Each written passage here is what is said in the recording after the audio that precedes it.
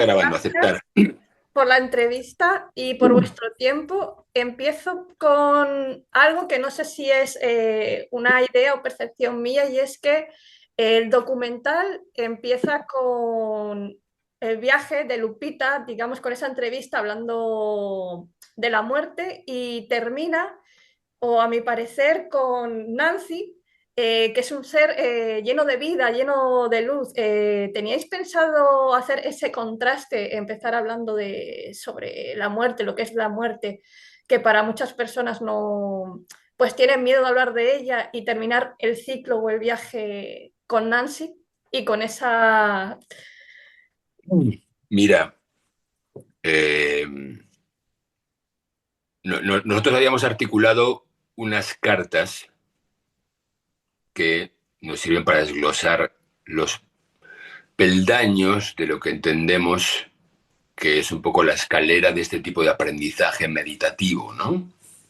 Pero luego, esto era no ficción y eso era un marco muy elástico de referencia para que luego la vida fuese encajando como un Tetris en esas piezas. O sea que de todo lo que pasó no teníamos ni idea. No teníamos ni idea. Lo que sí es verdad es que, sin ninguna duda, la muerte era uno de los temas. En todo el trabajo iniciático, el trabajo meditativo, eh, para aprender a vivir, uno tiene que aprender a morir. Pero la muerte no es esa cosa siniestra, oscura y sacada del escenario que vivimos en Occidente, ¿no? La muerte forma parte de los ciclos de la vida. Y en las ceremonias de forma específica, y por no hablar de medicinas ancestrales eh, a través de la ingesta, por ejemplo, con el trabajo en el hielo, en el frío extremo, el mecanismo es tú te metes en frío extremo por primera vez y tu cabeza dice, oh, me voy a morir, me voy a morir. Y porque te vas a morir, se desata una serie de mecanismos, ¿no? Que ponen unas alarmas que se comen al respeto frente al miedo. Entonces, tú tienes que aprender a quitar esos mecanismos y empezar a trabajar. Lo que te pone a trabajar es la sensación de que te vas a morir.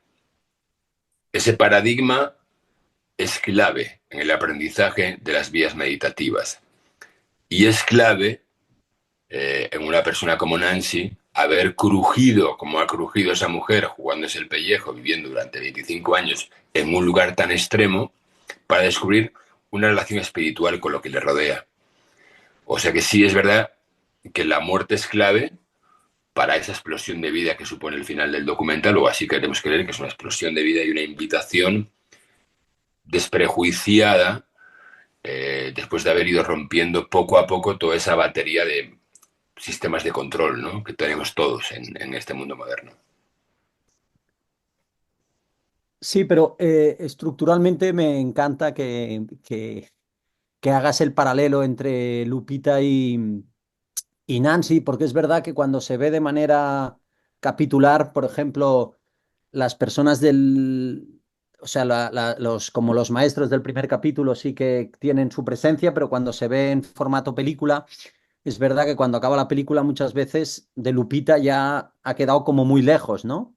Y me gusta que digas eso porque realmente sí que nosotros sí que intentábamos en montaje todo el rato establecer algún tipo de eco entre los personajes. De hecho, cuando estamos subiendo a ver a Nancy, también hay una cita a Lupita.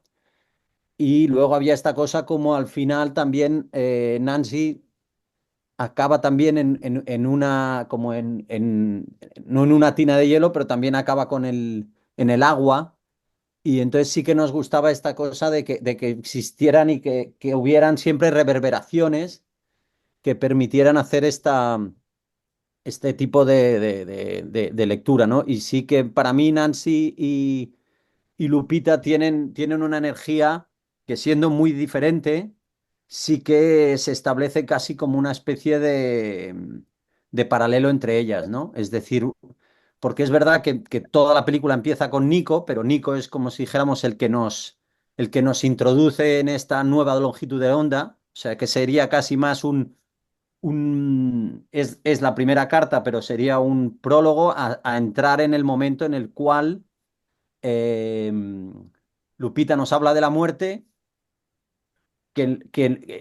Lupita habla de la muerte como una manera de aprender a vivir también. O sea, que aprender a morir es aprender a vivir, que luego es un recorrido que finaliza en Nancy, que ya es como un símbolo de alguien que casi ha muerto en vida con toda con todo este mundo ermitaño que tiene ella y que pese a todo es un pozo derramado de vida por los cuatro costados, ¿no?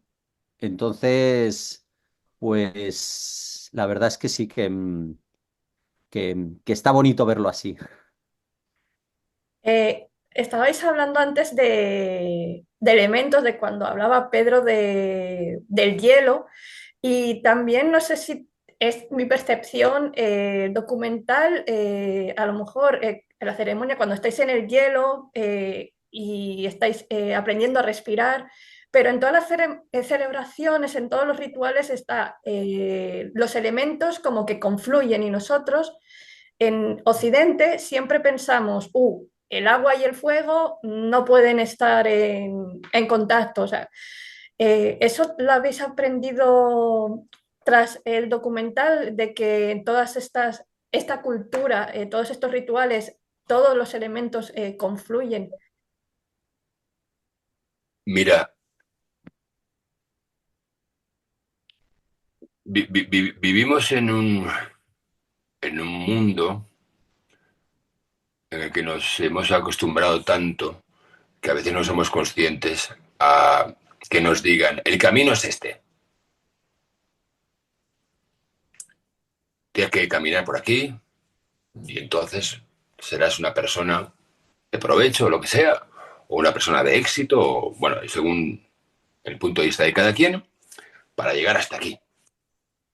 No te muevas, ¿no?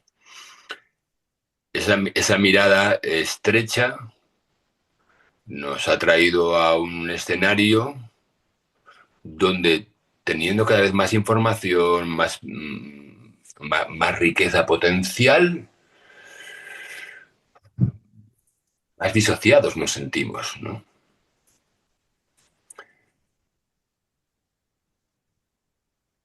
Más disociados y más dentro de todo lo que está entre el cuello y la cabeza, ¿no? Más neuróticos, más desvinculados de los ciclos de la Tierra,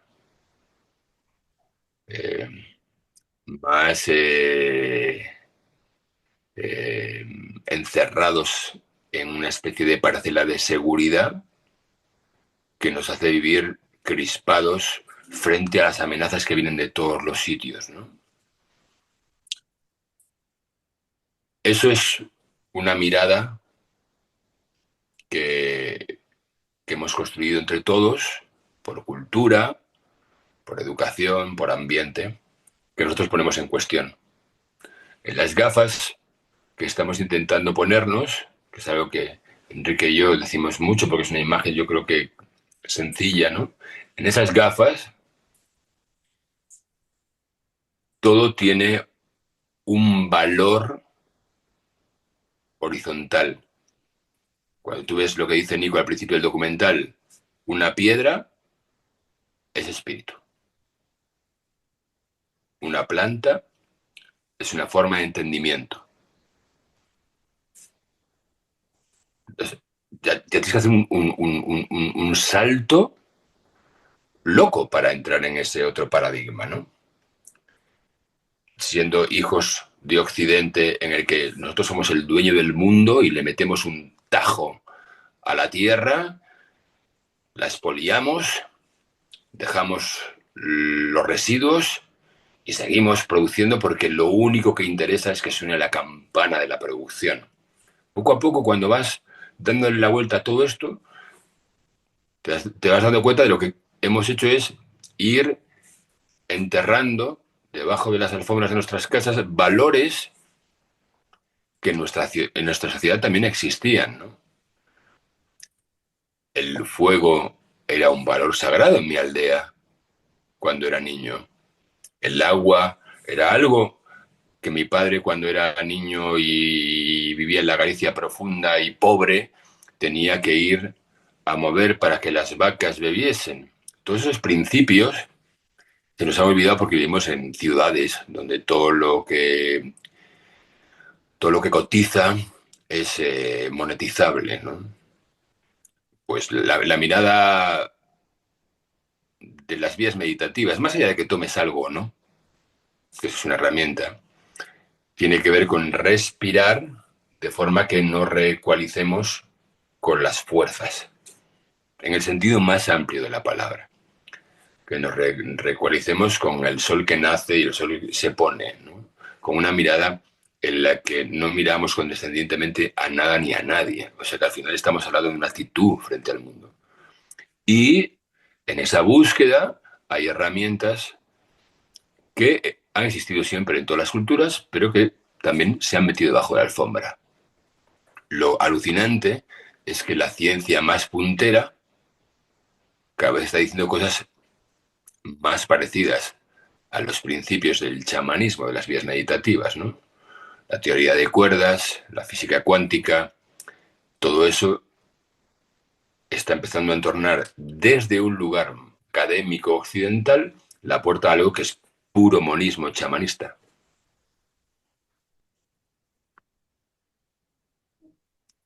Enrique. Sí, sí, no, pero en eso me parece muy interesante lo que dices, porque realmente sí que es verdad que que en alguna fase previa como de montaje, como que sí planteamos en algún momento que los capítulos se correspondieran con elementos, pero rápidamente vimos y comprobamos esto que has dicho tú, que realmente la gracia que tiene el proyecto en el que estamos es que realmente los elementos participaban conjuntamente, por ejemplo, en el temazcal, pues esto, es decir, directamente el agua se lanza sobre unas piedras incandescentes, por lo tanto fuego, que son las que crean un vaho o un vapor que es el que te limpia, ¿no? En la tina de hielo lo mismo, es decir, tú estás en agua fría, por lo tanto agua congelada, y lo primero que hacen tus compañeros cuando tú sales es darte un chocolate bien calentito, fuego, que es lo que que es lo que te equilibra, como si dijéramos, ¿no?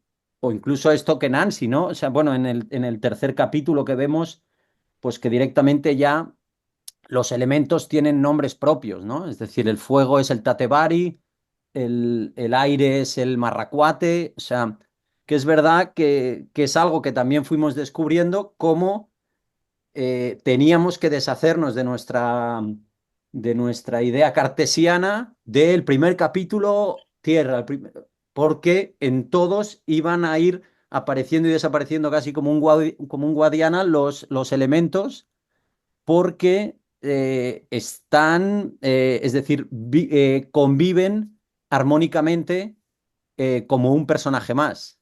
Entonces sí, sí que es verdad que esto, que es algo que fuimos descubriendo también, que había que tratarlos eh, de otra manera, como si dijéramos, no como la manera que nosotros hubiéramos planteado en un esbozo muy claro a priori, ¿no?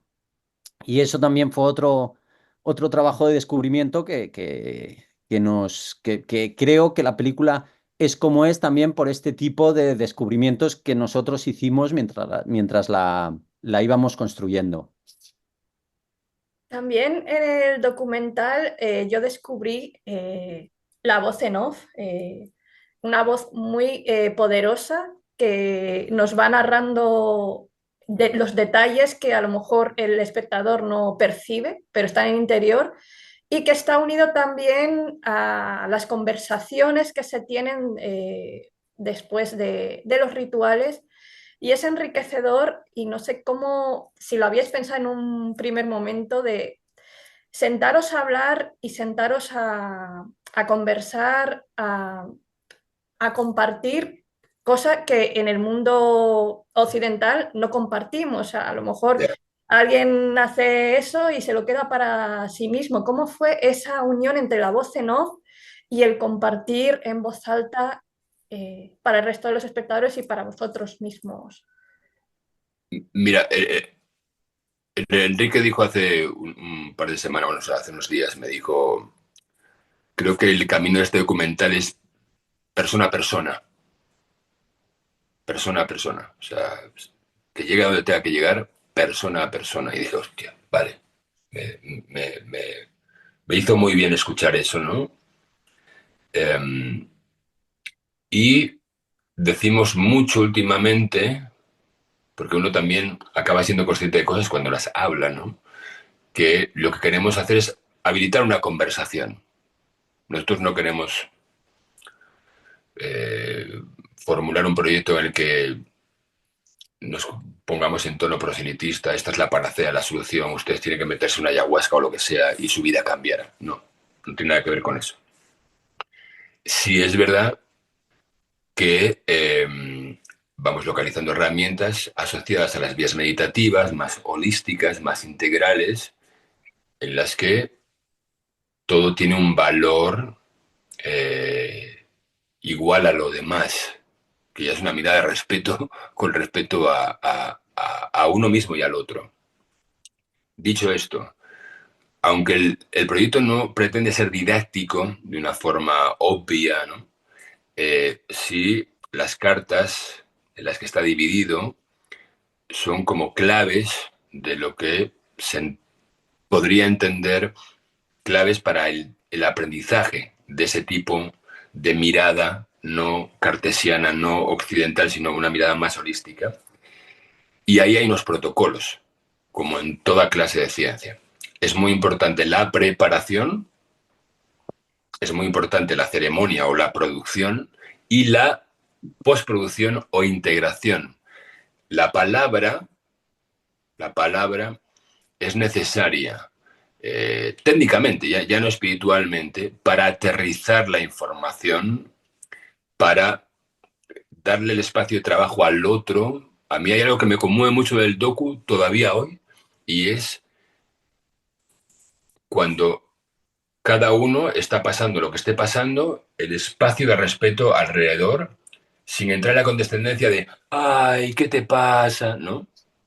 Esa cosa de, te está crujiendo y es cuando le dice Lupita a Julia, dice Julia, pasé momentos, como es Enrique, que Enrique se sabe todos los diálogos, pasé momentos de desolación, De una gran desolación, sí. de una gran desolación, y Lupita le dice, enhorabuena, felicidades. Felicidades. ¡Wow! Ese día nos quedamos todos diciendo, ¿perdón?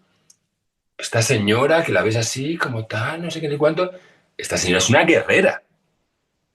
Tú puedes decir, Lupita, tal, una mujer. No, no, Lupita es una guerrera que te dice, crujir forma parte de la vida, morir forma parte de la vida, para que tú entiendas dónde está el valor y dónde está tu auténtica naturaleza. Eso es muy fuerte. La gente en Occidente dice, voy a proteger a mi niño, ¿no? Y vivimos todos sobreprotegidos con una ínfima tolerancia a la frustración y viviendo una paranoia ante las fuerzas del oscuro. ¿Cómo hemos llegado hasta aquí? ¿Cómo hemos llegado hasta aquí? Por eso que al final, para mí, uno de los aprendizajes de la peripecia del rodaje en sí fue lo que pasa con el maestro Gabriel. Cuando tenemos la decepción, Enrique y yo, era Dios mío, se nos cae el documental. La enseñanza del maestro Gabriel para mí es, en lo íntimo, creo que la más importante. Las otras como que las vengo trabajando, pero yo me di cuenta de la cosa obtusa de mis expectativas, ¿no? Y él le dio un valor a la palabra, yo no lo sé todo, quizás me he equivocado, yo dudo, pero de pronto veía lo que habían hecho con el río de niño y pide perdón en nombre de otros. Yo digo, wow, estos son como hobbits, ¿no? Como los hobbits, son auténticos guardianes.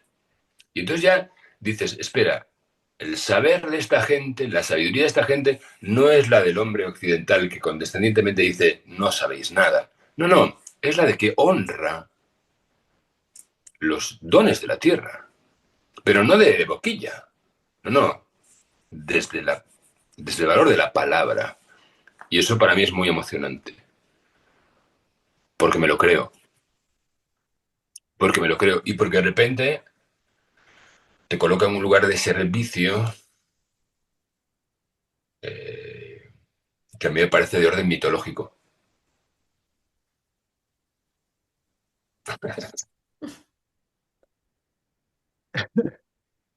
Sí, no, en esto que decías de, yo por ejemplo, Pedro Pedro ya es una persona más que está más acostumbrada a todo el mundo medicina, pero yo soy era un desconocedor, bueno, sigo siendo un desconocedor absoluto. Y entonces, por ejemplo, a mí cuando hubo la ceremonia de integración de ayahuasca, me pareció muy bonito, pues precisamente esto, ¿no? La puesta en común de la experiencia de cada uno, ¿no? Que es algo que Pedro y yo más o menos luego, como hemos tomado la película como una ceremonia, nos ha gustado aplicarlo a la propia película.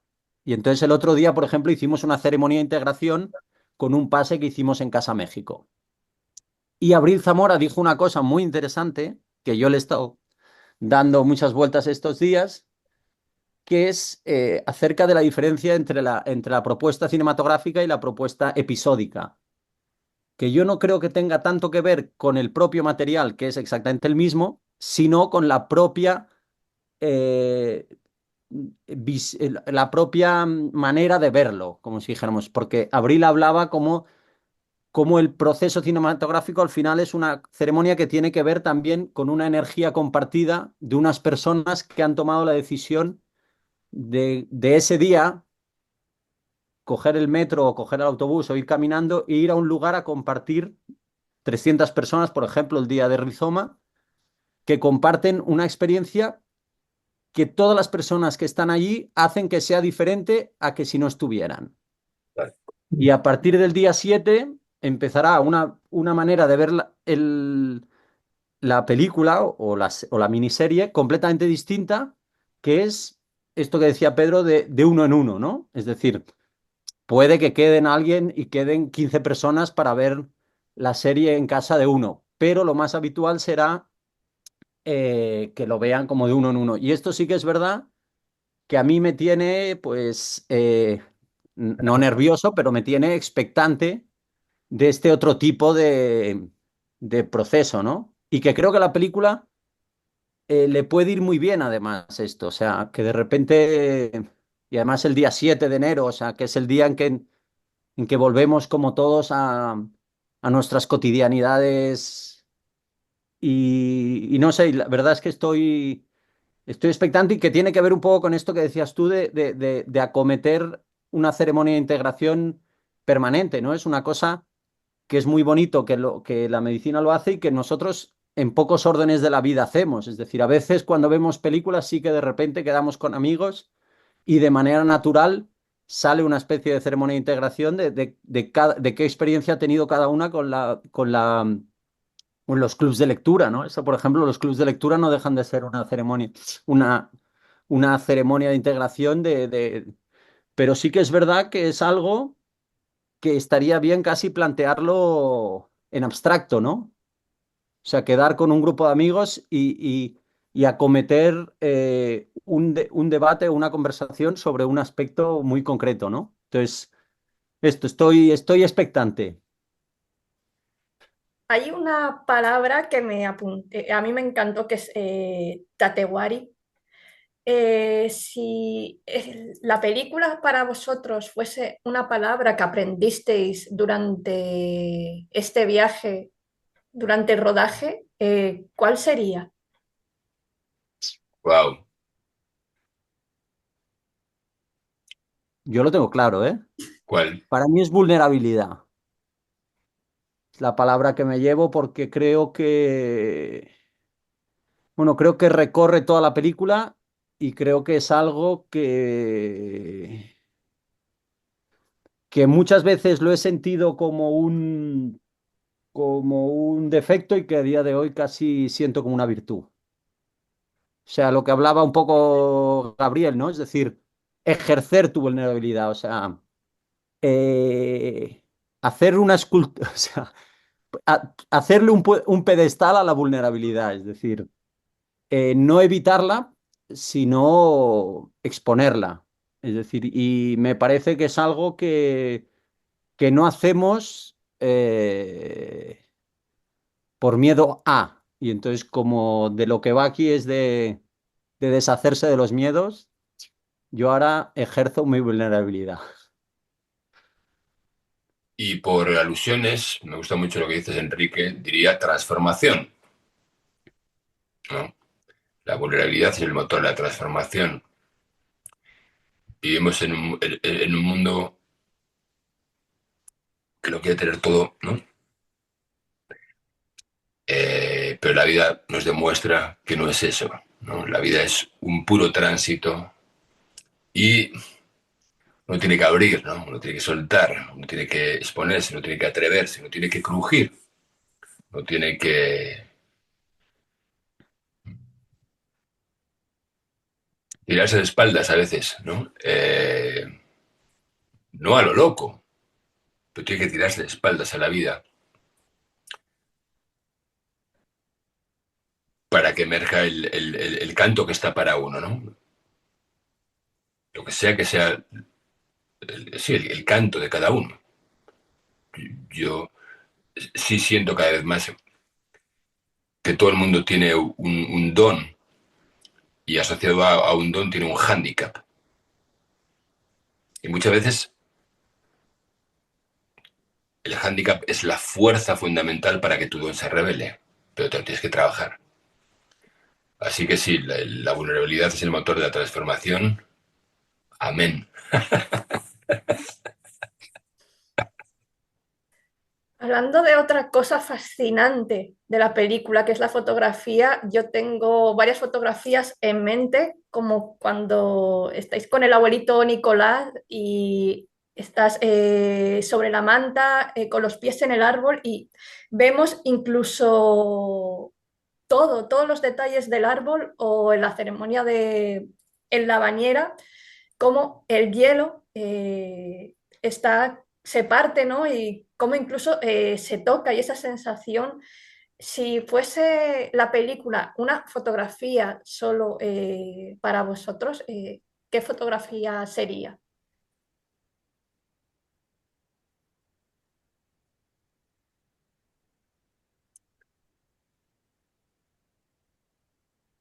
Eh, a ver, a mí me sale una que la descartaré porque es porque es como muy evidente, pero es la que me sale de primera, que es la imagen del paraíso, que es cuando está en el plano, en el epílogo del primer capítulo, como si dijéramos, cuando Pedro habla del Edén, y es esta imagen que parece el nuevo mundo de Malik. Esa me gusta mucho y me viene a la cabeza porque me parece muy bonita. Pero yo diría, eh, yo diría la de Pedro y yo caminando por San José Tenango al amanecer, de espaldas los dos, después de la gran crisis con Gabriel, porque me parece que sintetiza muchísimas cosas eso, o sea, sintetiza esta figura bicéfala de Pedro y yo, simboliza muchísimo el diálogo, o sea, la conversación que tenemos siempre permanentemente, y luego simboliza probablemente uno de los momentos más críticos y menos espectaculares de la película. O sea, porque, por ejemplo, toda la trama de Sonora quizá es crítico y es un poco más espectacular, pero esa es esta cosa que tiene Gabriel, ¿no? Que todo lo de Gabriel pasaba muy como de puntillas y pese a pasar de puntillas era muy profundo. Y para mí esa esa sería una. De hecho, un momento. Nuestro codirector ha tomado un momento para salir del plano, pero seguro que trae una sorpresa. De hecho, sería esta más o menos. ¡Ah, la tienes ahí! Eh, ¡Ah, qué maravilla! sería más o menos esa. ¡Wow! ¡Qué maravilla! Esta sería la mía. ¡Qué buena! Me encanta, ¿eh? Me encanta. Porque sí hay algo del espíritu de lo que hemos intentado, ¿no? Co- porque la parte exuberante de la vida no es fácil venderla, ¿no? Pero cuando crujes es más complicado, ¿no? Y ahí sí es verdad que ese fue un momento donde era... O sea, después de ese momento hubo un espacio precipicio, realmente, más potente todavía de lo que se ve en pantalla. O sea, se nos va a caer todo esto, quiénes somos nosotros, qué estamos haciendo. Pero para dar otro tono, aunque el que has dicho, Enrique, me encanta, lo que es otra versión del póster, que seguramente subiré hoy a las redes o mañana, o bueno, uno de estos días, que es cuando estamos en las vías del tren, llegando como a los márgenes de San Luis Potosí, y Sara dice, este es el Salón de los Espejos. Y yo digo, wow, aquí saben ponerle nombre a las cosas, ¿no? Pero estamos parte de la banda, digamos, ¿no? No todos, y sí todos, porque unos están a un lado de cámara y otros a otro. Están las vías, esto que decíamos, el tránsito. Está el desierto pelado, que tú puedes decir, bueno, eso es tierra baldía, ¿no? Y es un espacio de absoluta riqueza en esta cosa del viaje de Ulises. Ahí pienso que la cosa es donde se empieza a poner realmente pirata y realmente metafísica, ¿no? El viaje es de uno frente a la imagen del mundo y a la suya propia para ir más allá. Y al mismo tiempo, una aventura descomunal de nuestras vidas, ¿no? Que no lo quiero olvidar, o sea, esto es un viaje espiritual y es un viaje dionisíaco, no buenista. Sí, articulado creo que con todo el respeto al que hemos sido capaces y toda la honestidad de la que hemos sido capaces, pero es un viaje que no está hecho para ir a medias. No está hecho para ir a medias. Nosotros nos la hemos jugado fuerte en algunos momentos, en muchos sentidos, pero por egoísmo, porque nos apetece vivir la vida intensamente, ¿no? No para evangelizar a nadie, sino para cuestionarnos a nosotros mismos y para intentar meter todas las líneas de fuerza que nos gustaría y que nos gustan, ¿no? El aprendizaje, el cine, el viaje, el conocer gente, el atrevernos a salir de la zona de confort, el intentar aportar algo al mundo que, que nos rodea, ¿no? Y al mundo propio.